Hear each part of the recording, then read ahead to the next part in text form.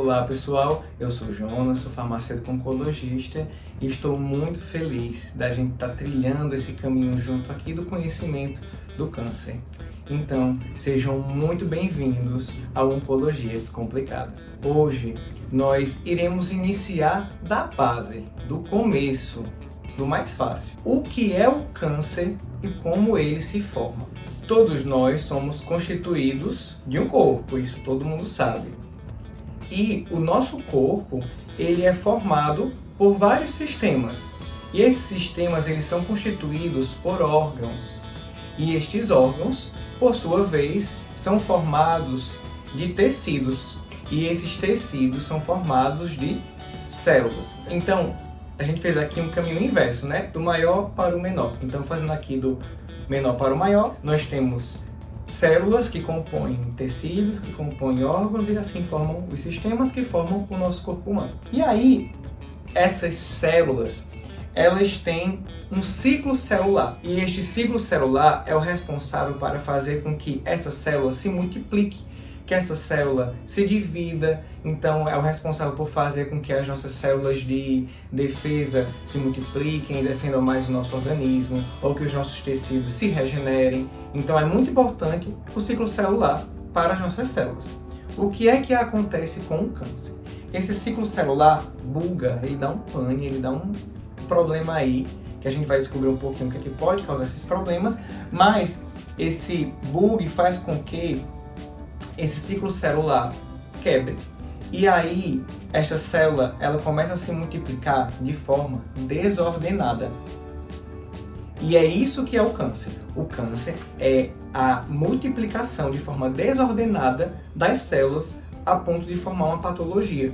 O que será que pode ser o causador desse pane, desse bug no nosso ciclo celular? Como eu falei, é este pane que faz com que o tumor se forme. E o que é que pode causar esse bug, esse problema no nosso ciclo celular? Existem várias coisas, né, que nós chamamos de fatores de risco. E esses fatores de risco são inúmeras coisas, e que se eu for aqui traçar todos para vocês, vou passar aqui o dia inteiro falando, porque realmente são muitos fatores que podem nos influenciar a desenvolver um câncer. Mas eu trouxe alguns para que a gente possa aqui conversar. Então, o primeiro que eu trouxe é a idade. Então, a gente sabe que, por exemplo, homens mais velhos podem desenvolver câncer de próstata, ou então crianças são mais suscetíveis a desenvolver osteosarcoma, né? Câncer primário nos ossos, né? Vírus, né? Então temos aí o HPV, que é um dos maiores causadores aí do câncer de colo de útero. Genética, fatores genéticos, nós podemos herdar câncer, né, pela nossa genética, como algumas pessoas.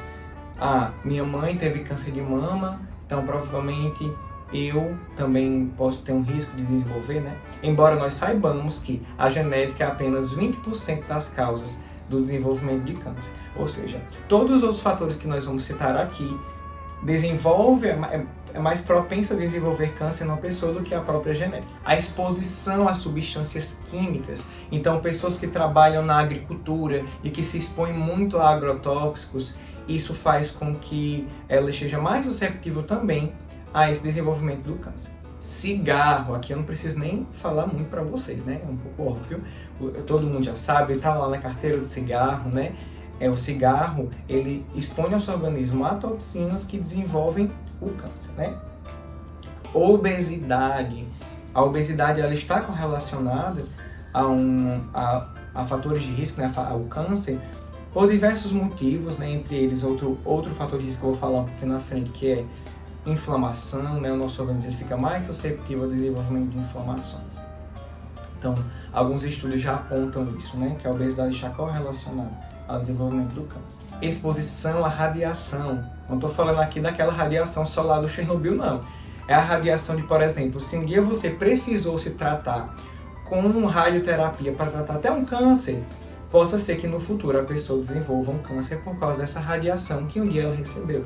ou então pessoas que trabalham radioterapia com radiofármacos, máquinas que emitem radiação, se não tiverem bem protegidas, né, com os EPIs próprios, pode ser que elas desenvolvam também câncer por causa da radiação. O álcool também está totalmente interligado ao desenvolvimento de câncer, né, principalmente ali no fígado, mas entre outros também, certo?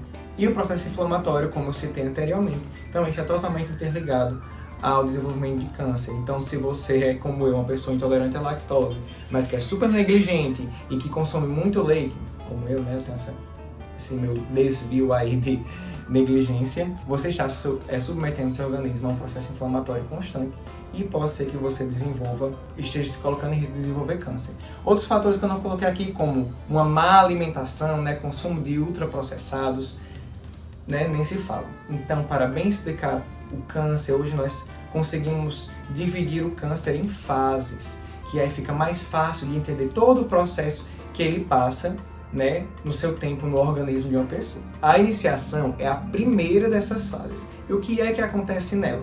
Tá lá a nossa célula saudável no nosso organismo, e aí um desses fatores que a gente citou, ou enfim outros, começam a atingir essa célula saudável. E aí a gente chama essa célula de célula iniciadora. E o que é que acontece lá no interior dela? Lá no DNA dessa célula acontece uma ruptura, uma quebra, acontece uma alteração nesse DNA, e é ele que vai passar por aquele processo, né, de multiplicação, né, no ciclo celular, fazendo com que no processo da divisão celular ela se divida de forma doente, né, ela se multiplica de forma doente. E aí vamos para a próxima fase do ciclo celular, que é a promoção. Infelizmente não é a promoção lá das americanas que a gente gosta. Não, essa piada não. E o que é que acontece nessa fase da promoção? Aquele fator, ele vai continuar aí atingindo a célula. Vamos dizer que esse fator é a má alimentação, é consumo de salsicha, né, em excesso. A gente estava comendo salsicha direto, então esse fator está lá atingindo essa célula que já está doente. E aí essa célula começa a se multiplicar. E aí a gente chama nessa fase de lesão pré-cancerosa. Essa multiplicação dessas células vai formando essa lesão pré-cancerosa. E aí vem a próxima fase, que é a progressão. Então temos aqui uma pessoa, né, com um intestino ali, onde está localizada aquela lesão pré-cancerosa. Está um pouquinho grandinho aqui na imagem, mas essa lesão ela é bem pequena, certo? Ela não é tão visível, né? Enfim. Mas o fator lá continua atingindo essa célula lesionada, que já está se multiplicando. E essa célula começa a se multiplicar cada vez mais, formando assim que já é de fato o câncer. Então aqui que já é o câncer, já começa a ter os sintomas, já é detectado por meio de exames, né? Então já é de fato a neoplasia acontecendo. E aí vem a última fase, que é a metástase, que eu acho que muitas pessoas já estão acostumadas com essa palavra, que assusta, né, quando a gente fala, já está metastático, câncer, que é quando esse tumor, ele começa a aparecer em outros órgãos, né, vai estar lá, como iniciou no intestino, mas depois apareceu no pulmão, apareceu no fígado. Então a metástase é quando esse câncer começa a se espalhar no organismo. Só um ponto para vocês, né? Às vezes a gente, quando fala em câncer metastático, a gente já acredita que é uma sentença de morte, né? O câncer em si a gente já acha que é uma sentença de morte, mas hoje em dia, né, com os tratamentos, a gente já sabe que não é, né? Que não é mais essa certeza, né? Esse fim de vida, né? Hoje em dia os tratamentos vão fazendo com que os tratamentos que vamos falar, né, em outros episódios, esses tratamentos já vão prolongando mais a vida desses pacientes. E aí, eu trouxe para vocês agora uma curiosidade, né? Que eu falei um pouquinho sobre isso lá nos meus stories, lá nas minhas redes sociais. Então, se você ainda não me segue nas minhas redes sociais, corre lá, me siga, vai estar aqui na legenda, aqui na descrição do vídeo. Uma curiosidade é, será que existe câncer benigno? Muitas vezes a gente ouve, né, por aí, meu primo teve um câncer, mas ele era benigno, né, ele não era maligno. Então existe câncer benigno, existe câncer do bem, né? Então a resposta é não. O câncer, para ser câncer, ele tem que conter em si uma malignidade, tá certo? Então, para poder categorizar como câncer, ele tem que ser maligno, ele tem um potencial de metástase. Você pode ter um tumor, você pode ter um cisto, que são benignos, que não tem esse potencial de metástase, que não vai se espalhar pelo seu corpo.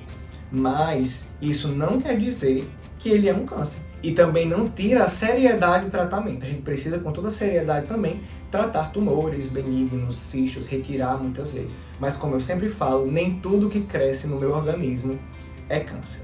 Tem uma história engraçada que da época da faculdade, eu tenho um sinal na minha unha, uma listinha preta aqui. E na faculdade virou piada porque eu comecei a dizer, meu Deus, pode ser que seja um melanoma, né? Será que é um melanoma? Porque eu vi na internet na época uma coisa falando que podia ser melanoma. E aí eu fui no dermato, e aí o dermato não deu muita atenção, e aí eu fiquei meio assim, meu Deus, não deu atenção, será que é um melanoma, né? Porque tem essa mancha escura na unha, e unha não é lugar de ter mancha escura, né? E aí quando eu tava na residência, eu pensei, rapaz, estou aqui no Hospital do Câncer, eu nunca teria limpo essa história, né? E aí eu falei com um oncologista que estava passando lá na enfermaria, eu disse, doutor, será que isso aqui é câncer? E a primeira pergunta que ele me fez foi, sempre foi desse tamanho? Eu falei, sim, sempre foi. Então não é. É câncer, é uma multiplicação exagerada das células, né? Então se essa mancha não cresce, não é câncer, né? O câncer ele não tem essa característica de ficar lá quietinho naturalmente no lugar dele, né? Ele tem que se multiplicar. Então é isso, pessoal. Muito obrigado se você ficou até aqui e até a próxima.